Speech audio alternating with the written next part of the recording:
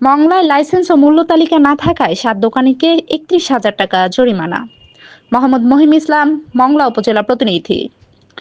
মংলায় দোকানে লাইসেন্স ও মূল্য তালিকা না থাকায় ৭ দোকানিকে ৩১,০০০ টাকা জরিমানা করা হয়েছে। বুধবার দুপুরে পৌর শহরের প্রধান বাজারে অভিযান চালান উপজেলা সহকারী কমিশনার ও নির্বাহী ম্যাজিস্ট্রেট নওশীন আরিফ। এ সময় ফলের দোকানগুলোতে কৃষি বিপণন লাইসেন্স না থাকায় এবং দোকানে মূল্য তালিকায় তিনি ৬ ফলের দোকানিকে ৩০,০০০ টাকা জরিমানা করেন। এছাড়া শুধু লাইসেন্স না থাকায় এক মাছের আড়তদারকে ১,০০০ টাকা জরিমানা করা হয়।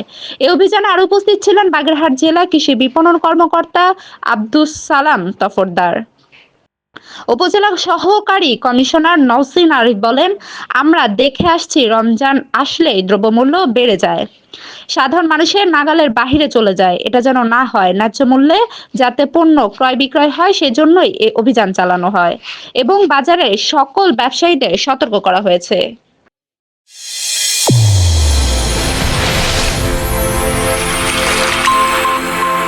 চ্যানেল A1 হৃদয়ের স্পন্দন।